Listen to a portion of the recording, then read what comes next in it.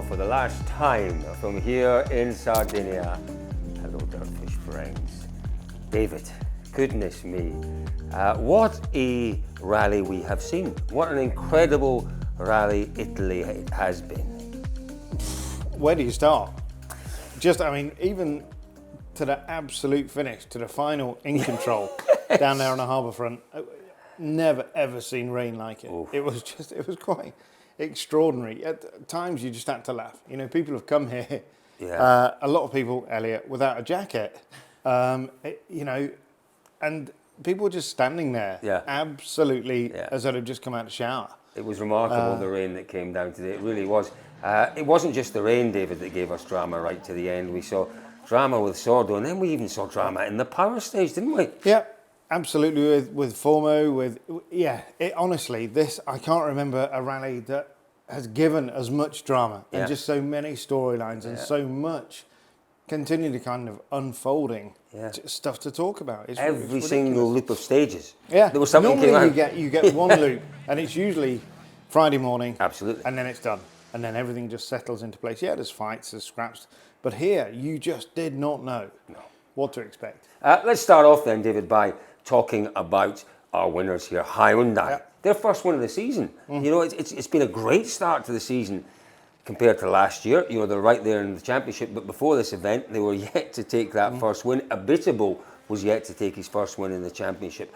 A really, really strong weekend from them. Not just the result, the performance shows real encouragement in terms of their prospects this year. It does, and clearly from what Esapekka and Thierry have said, the car has turned a corner since Portugal, which is a little bit unexpected because, really tight turnaround from Portugal to Sardinia. They've tested something, they've found something, and it's helped. It's given them more grip, although you wouldn't have said that, would you, on Friday when Thierry was talking about a car that was undrivable. The way that the thing is playing out with Esapekka and with Thierry, it doesn't sit right with us because ultimately, we have to say, Toyota, every single rally, they give us the opportunity to talk about a fight. Never have they implemented team orders. No.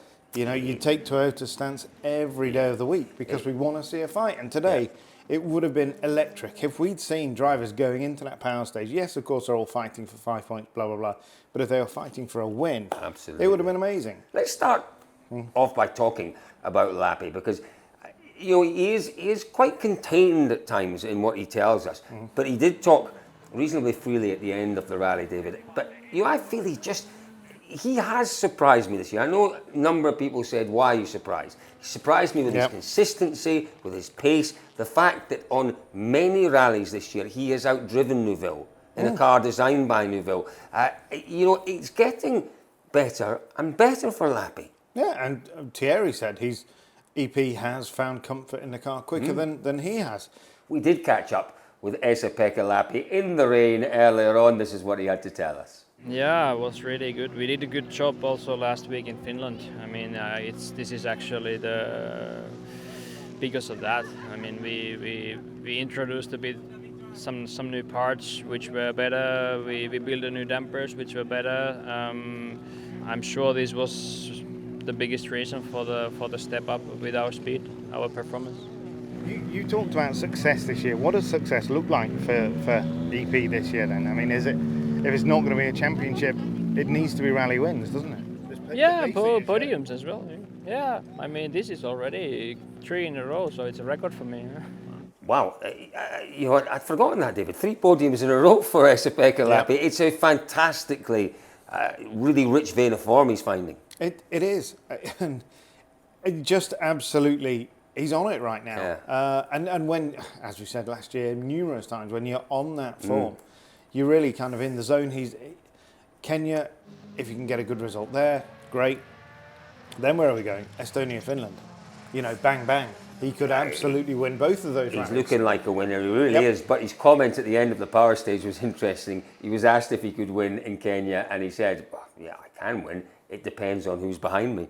Quite clearly a point aimed at the team again. Yeah, and I think it is difficult. That's in the heat of the moment. He wants to make a point, and he's made the point. By the time he got to us, he'd calmed down a little bit. he understands, he knows where he is right now, and it is difficult not to keep going back to that point. We have to accept it. Thierry, it is Thierry's team this year.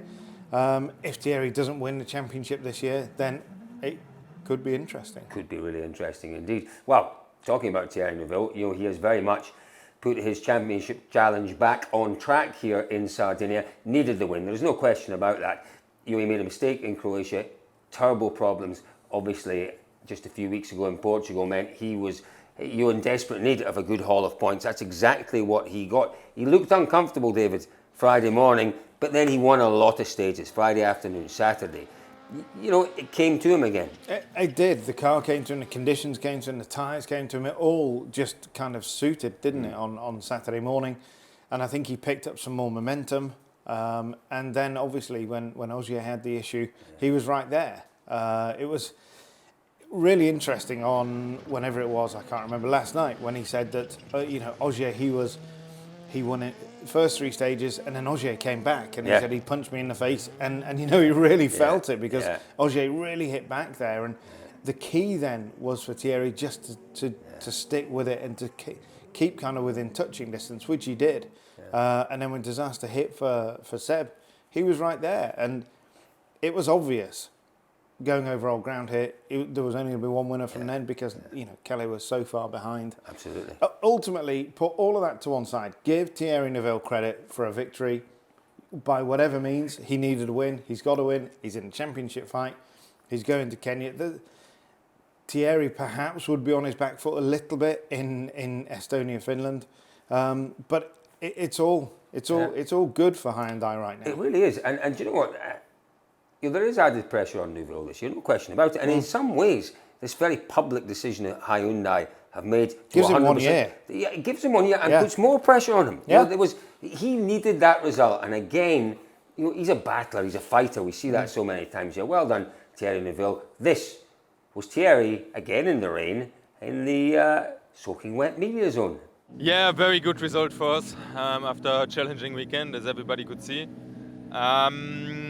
We would have loved to take more points in the power stage, but obviously it was too risky for us with the tires we had on the car, 2 spare wheels, and the tricky conditions which came 50 minutes before the stage start.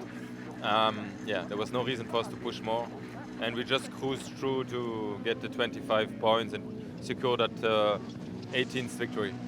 EP was telling us there about some development work last week in Finland that seems to have been a real step in the right direction. Would you agree with that? We have made some steps, definitely, but we still need to improve.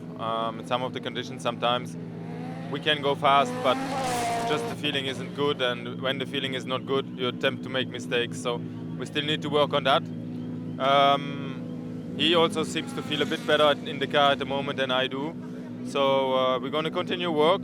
It went better for me throughout the weekend, but I still feel like it's not 100%. Tremendous result then for Thierry Neuville, for Esapekka Lappi, for the Hyundai team, right back in the fight for the manufacturers. David, a quick word for Kalle Rovanperä. My goodness me, difficult morning, I suppose, on Friday. Goodness me, he was quick through that long stage, the Monte Lerno stage. And once again, extraordinarily quick through the power stage. Yeah, I think from Friday morning onwards, his whole event, but a lot of his event, his tyre strategy, everything was geared towards the power stage and potential for 5 points. Certainly, we saw him taking a hard tyre where other drivers didn't. And there was one reason for that, and he delivered on that. 5 points. This is not a rally that Kalle Rovanperä enjoys. He'll be very, very glad to get on the plane and get out of here tonight. And Kenya, it's been tough in the past for him, but for sure he can go well there. And then absolutely for sure, Estonia, Finland, bring it on. Talking about class and quality, let's go to our 8 times world champion Sebastian Ogier. We caught up with him at the end of the rally, and this is what he said to us. There is quite a lot of things in our rules which make not so much sense. So it's the way it is. I think everybody now more and more is agreed to see that the whole WRC need a deep rethink, because everything is going down. Cherry, I've said it. Nobody cares anymore WRC, and it's a long time that I choose family against rally, but also because a title in rally doesn't mean much for me anymore, you know, and it's just there is many reasons to that. I think, you know, we need to do something to make it better again. The potential is there. We all, I mean, there's many fans who love the sport, but there's many aspects who disappoint people now. And to be honest, for example, we spend now a weekend going to the steward for stupid reason, when a lot of attention will be needed on important things. David, I don't know where to go with that. That was really quite unexpected, a little bit explosive. It was. He's had a difficult weekend, but those are Sebastian's opinions. He's given the World Rally Championship something to think about. Yeah, he really has. He really has. Let's go through one or two of our other drivers then, David. Some positives. You know, I tried to big up Elfyn Evans when we talked to him, saying how positive it was. He wasn't so sure about how positive a weekend, but I think it was. You at the start of the rally said he doesn't need to worry about where he finishes. He's just got to get through. He got through in 4th place. He did exactly what he needed to do here. Get through. And I have to say, we've seen Elfyn really growing in confidence in the last couple of years, and I felt that at the end of this event today. You know, he spoke with real authority. He did. Dismissed any questions about Portugal. You know, it's gone. It's happened. It's in the past. Move on. We heard those words from Sebastian Ogier. I struggle to get anything positive out of Tanak as well, David. He's a man in a difficult place right now. He is. It's been a tricky weekend for M Sport. There's no denying that. Again, Tanak and M Sport want the same thing. Who's to say they don't bounce back with some really strong results in Safari? And then, as I say, we're into the fast rallies. We're into Tanak country, and obviously in Estonia, and then over the water in Finland. There's a lot he can do. He's coming into a part of the season which he would have targeted and thought, right, this is where, you know, of course he can win anywhere, but for sure he's going to be strong there. It was a tricky weekend. Put this one behind you. Move on. Move on, yeah. Let's talk about Takamoto Katsuta. I thought he looked really, really positive out there. He looked strong. He looked confident. He wasn't afraid to push the car out there. We saw some big moments from Taka-san. Yes, he had an issue yesterday, but I think he was 3rd quickest in the power stage. Taka-san will go away in a different frame of mind from this one. Yeah, I really, it's hard not to love the Taka-san, isn't it? You know, he's just goes to Safari, somewhere that he's gone really well, podiums there before, so I think, potentially, and this might sound slightly outlandish, but Taka could win. You know, if he's been on the podium, he can win. There's potential there. Safari is a different frame of mind. Welcome to Dirtfish, where we'll teach you how to do this and this, and all you have to do is click this link. We'll see you soon.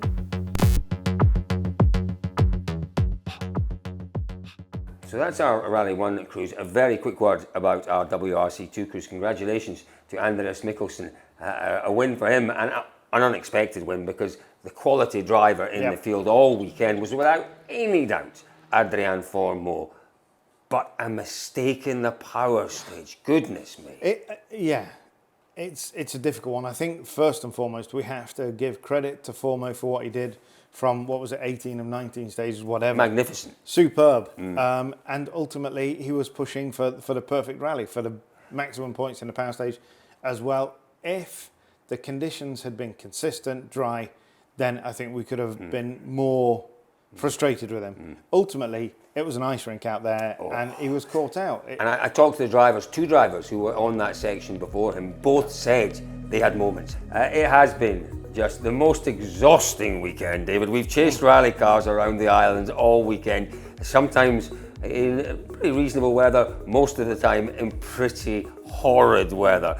Exhausting, but you know, from our point of view, huge amounts of fun. Oh, as ever, it is an absolute privilege to report on the best sport and the best championship in the world. We've had a magnificent weekend here at Rally Italy. Folks, thanks for coming along on the journey with us. Don't forget, it is a few weeks until Safari Rally Kenya. Stick with us, dirtfish.com, for all the news, and there could well be plenty of news between now and Kenya. Folks, once again, thank you. We'll see you in Kenya.